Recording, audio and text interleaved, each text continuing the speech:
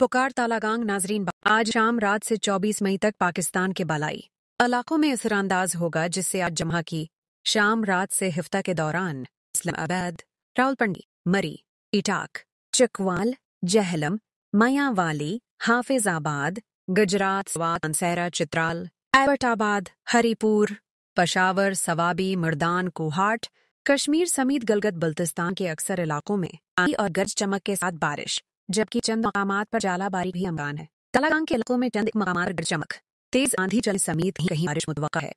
हफ्ते के रोज जियारत बारखान, सरगोधा, फैसलाबाद, झंग, टोबा, टेक सिंह, डीजी खां, राजनपुर, मिल्तान, भकर, लिए और डीआई खां में भी आंधी और गरज चमक के साथ बारिश का अमकान है।